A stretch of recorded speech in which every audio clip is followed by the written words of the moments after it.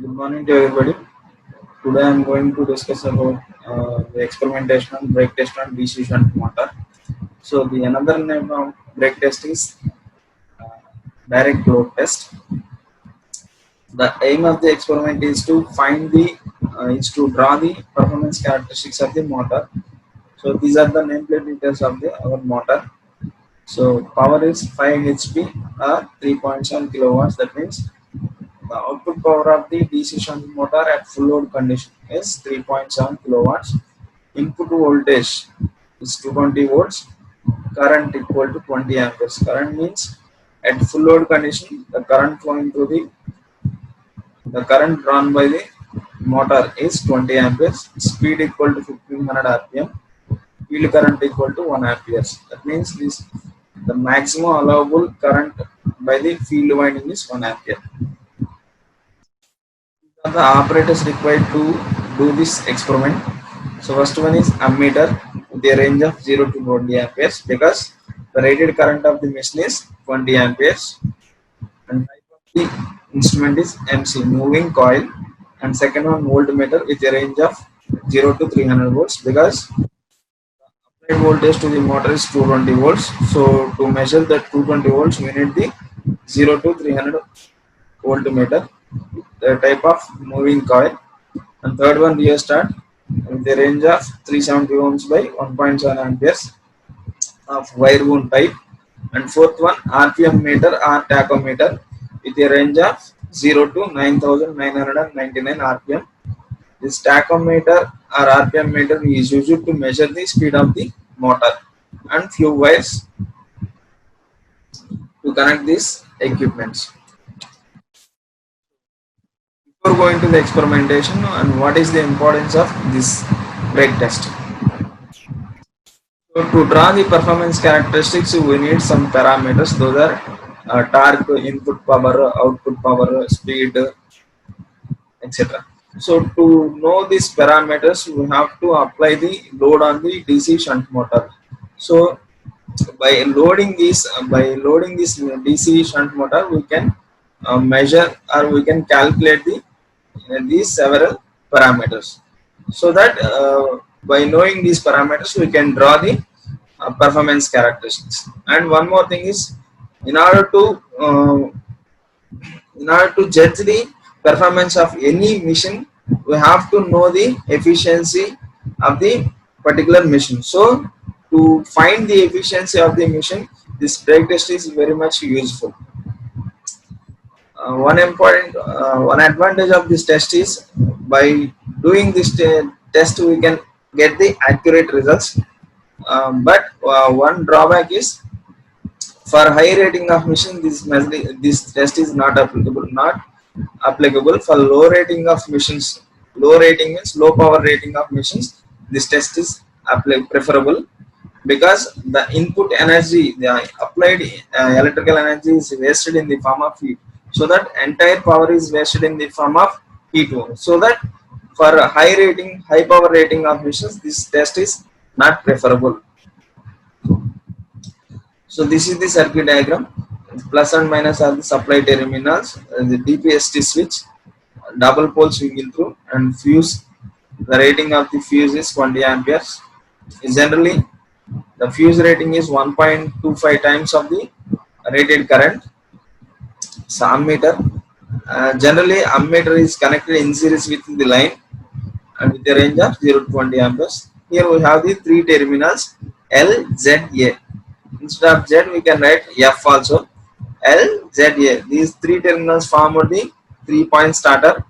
This importance of the 3-point starter is limit the starting current, and L stands for line, which is connected to the supply through the fuse and ammeter, and Z is connected to the rheostat of the field winding, and A is connected to the armature of the DC motor. Now the rheostat, generally the rheostat contains the three terminals. Among those three terminals, two are fixed ends. This point and this point both are fixed ends, and the arrow mark end is nothing but the variable end. So here Z is connected to the fixed end, and arrow mark variable end is connected to the field winding of the DC shunt motor, and this is the brake drum loading arrangement. These two are the two spring balances. So here we can apply the load from here. This is about the circuit diagram. So how to do the experiment procedure? First of all, sorry, as per the circuit diagram, and so we have the two important precautions here. So first one is, so this is the field restart of the your DC shunt motor. So before going to start the experiment, make ensure that this restart is in minimum resistance position or not. If it is in minimum resistance, means the field, the current flowing through the field is maximum, so that it produces the maximum flux. So time of starting, the motor runs with a safe speed, because flux and speed both are inversely proportional, so that the if current flowing through the field winding is more, means the flux established by that current is also more, that means maximum, so that it allows the, at the time of starting, the motor runs with the safe speed. This is the first important precaution. And second one is, before start the motor, the load on the motor is zero or not. We have to check the load on the motor is zero or not. So these two are the important precautions. And next point, with the help of 3-point starter, this is the 3-point starter. With the help of 3-point starter, we can start the motor. So at no load condition, we have to take the no load readings of voltmeter. So before going to take the readings, we have to set the speed of the motor at rated speed with the help of the field restart in the field winding. So after setting the rated speed, we have to take the tablet the no load readings of voltage, current, as well as speed. Next, slowly apply the load.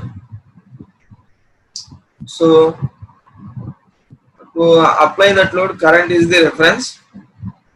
So after applying load, we have to tabulate the readings of ammeter, voltmeter, and two spring balances, as well as the speed. So in this way, we have to apply the load till the motor reaches its rated load. So in that process, that motor offers some heating effect. So in order to nullify that heat, we have to pour some water on the brake drum. So we have to continue the experiment till the motor reaches full load, and we have to tabulate all these readings. So before going to stop the motor, we have to set that is load on the motor to 0 and the field restart to its original position. After that, we have to cut the supply. So these are the performance characteristics. So in the x-axis, the parameter is output power. In y-axis, we have several parameters: efficiency, load current, torque, speed. This curve represents the output power versus efficiency, and this curve represents the output power versus speed, and this curve represents the output power versus torque, and this curve represents the output power versus load current. So to measure the to calculate the input power, torque, output power, efficiency, these are the formulas. Input power is nothing but input power equal to VL into IL. VL means supply voltage and IL means supply current. So with the help of voltmeter and ammeter, we will get these values. So the product of input voltage and input current gives the input power. So torque equal to 9.81 into S1 minus S2 into R, where S1 and S2 are the values of the spring balances. R is nothing but radius of the brake drum. Output power equal to 2 pi nt by 60, where T is nothing but torque, N is nothing but the speed of the motor. So once if you know the input power and output power, you can calculate the efficiency equal to output power by input power. So these are the theory about the brake test on DC shunt motor. So sorry, this is the tabular form. So in this we have to tabulate the readings of supply voltage, supply current, spring balance values in terms of kgs, speed, input. These are the terms we have to calculate for every reading. So here we will take the different values. That means different loads we have to tabulate the supply voltage, load, supply current, spring balance values as well as the speed values. So for each value you have to calculate the input power, torque, output power, efficiency. This is the theory about the brake test on DC shunt motor. In next session we will do the experimentation part. Thank you.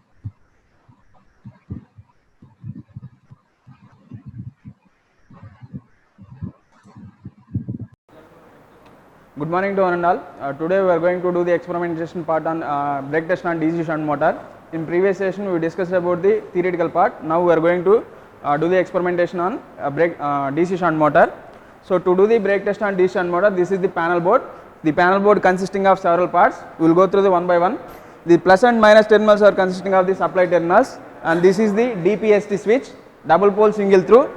These two are the fuses. And LAF stands for L means line, A means armature, F means field terminal. So LAF terminals form the 3-point starter, and A and AA terminals are the armature terminals of the DC shunt motor, and F and FF are the field terminals of the DC shunt motor. Now these are the nameplate details of the DC shunt motor. See, rating of the output rating of the DC shunt motor is 5 HP or 3.7 kilowatt. And voltage rating of the DC shunt motor is 220 volts, and rated current of the machine is 20 amps, and rated speed of the machine is 1500 rpm, and type of the machine is shunt type, and excitation voltage means field voltage applied to the field winding is also 220 volts, and current flowing through the field winding, max current flowing through the field winding is 1 ampere. These are the nameplate details. Now we will go for one by one importance of the different parts. So here to do this experiment we are using the DC supply. So to measure this DC supply we need some meters. So to conduct these experiments we need 3 meters. Those are, one is voltmeter, and second one is ammeter, and third one, this is the tachometer. This tachometer is used to measure the speed of the motor, and this is the rheostat which is used to change the speed of the DC shunt motor. Now to measure the voltage we use the voltmeter. Here we are giving the DC supply to the motor. So to measure the DC supply we are using the MC type meter. MC means moving coil. So to measure the AC we use the moving iron meter. So by seeing the meter, how can you differentiate whether it is MI type instrument or MC type instrument? Means by seeing the scale of the meter we can decide whether it is MI type instruments or MC type instrument. This is one way. And by seeing the terminals of the meter we can say whether it is MI type instrument or MC type instrument. See, in this meter it consisting of plus and minus terminals. So plus and minus terminals means it is MC type instrument, and MI type instrument having the common and voltage range value. So this voltmeter always connected in parallel with the circuit. Now this is the ammeter. Ammeter is used to measure the current flowing through the line, and which is connected in series with the line. So here I am using the 20 amps ammeter, because the rating of the current rating of the machine is 19 amps. So that 19 amperes, to measure that 19 amperes we use the 0 to 20 amps ammeter. Here I am using the 300 volts voltmeter, because we are giving the supply voltage of 220 volts. To measure that volts we are using the 0 to 300 volts voltmeter. So this is the circuit diagram of the brake test on DC shunt motor. So before going to start the experiment we need to see the two conditions. One is this rheostat is in minimum resistance position, and second one is that brake drum having load. So this brake drum is under no load condition or not. So see these readings. If this spring balances value shows the 0 value, that means this motor is under no load condition. Now you go for the connections part.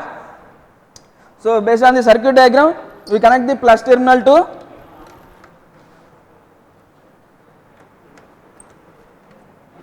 plus terminal to ammeter positive,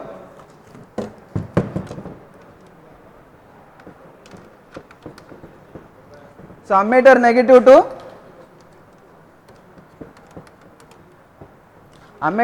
to line terminal of the starter through the DPST switch and fuse rating. Next,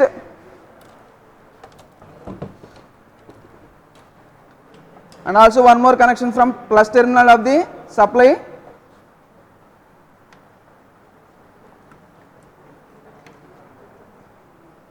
to the voltmeter plus. Now starter A terminal is connected to motor armature terminal A.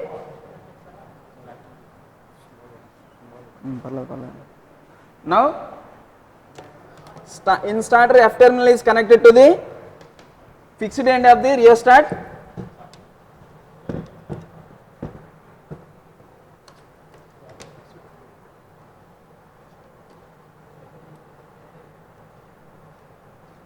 Now variable end is connected to the terminal FF, and one more connection is from FF.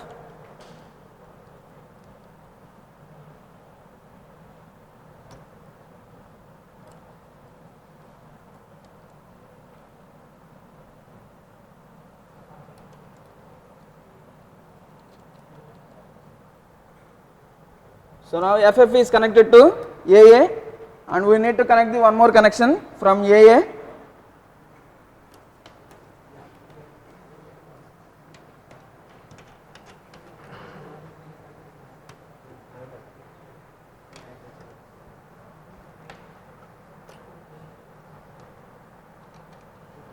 Variable end is connected to the field winding F, and FF is connected to AA.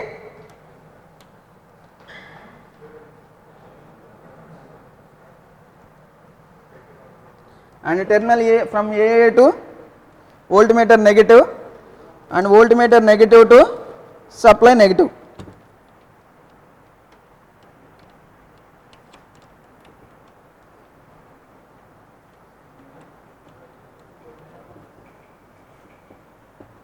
So this is about the connections. Now we go for the experimentation part. So before going to the experimentation part, make sure that this rheostat is in minimum resistance position and that spring balance shows the zero voltage reading or not. Supply on. Now switch on the DPST switch. So for starting the motor, we need to drive this 3-point starter handle slowly in a clockwise way.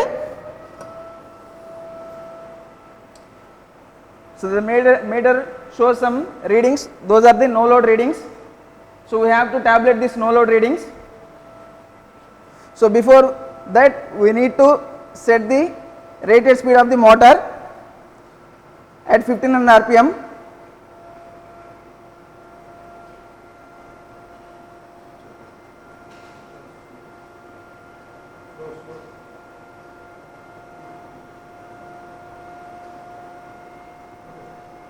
Now the speed is set to 1500 rpm with the help of field rheostat. Now note down the no load readings of the voltmeter as well as the ammeter.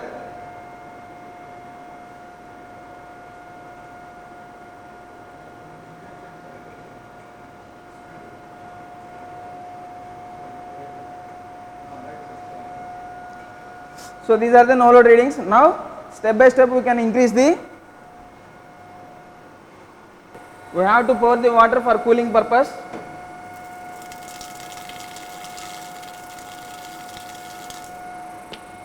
So based on the current rating, based on the current is the reference, so based on the current value we need to apply the load on the brake drum. So slowly increase the load value with the help of the spring balancers.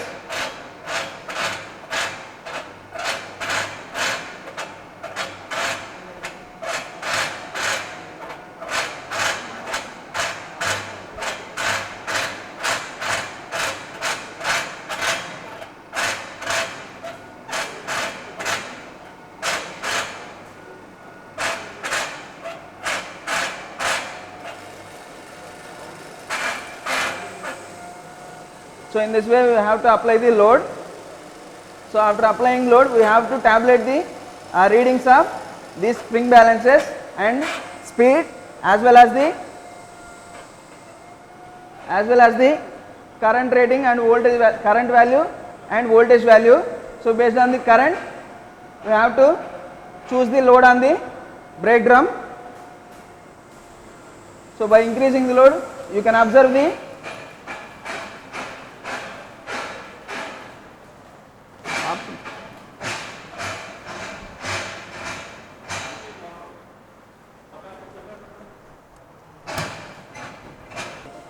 now these are the loaded readings. The voltage is set at constant value. Now after applying the load, these are the current rating is increased from 1 ampere to 2 amperes. So in such a way gradually apply the load until the submeter reaches the rated current 19 amps. So this is the way to do the experimentation part. Before going to switch off the supply, we have to reset that load value to no load value. So reset the load value to 0 load and make sure that this rheostat is in original position. So before going to switch off the machine, we have to reset this rheostat position to its original value and then cut off the supply. This is the experimentation part. In next session we will see about the calculation part. In the next session we will see about the calculation part. Thank you. So good morning to everybody.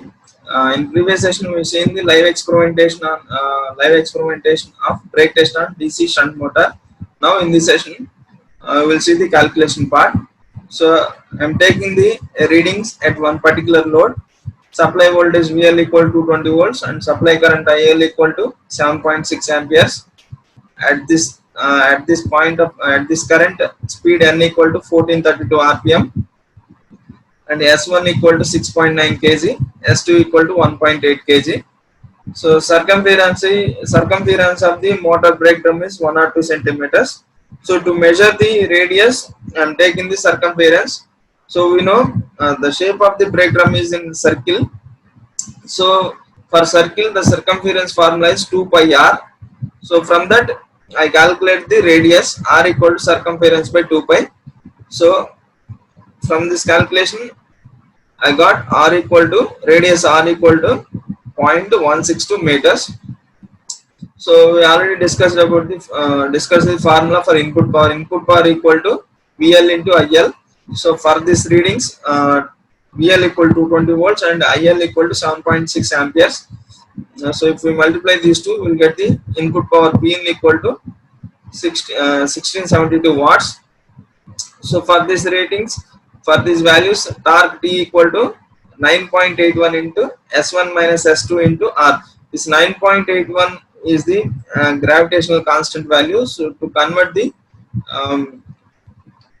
kgs into newtons, so 9.81 into S1 value is 6.9, S2 value is 1.8 kg into radius of the brake drum is 0.162 meters.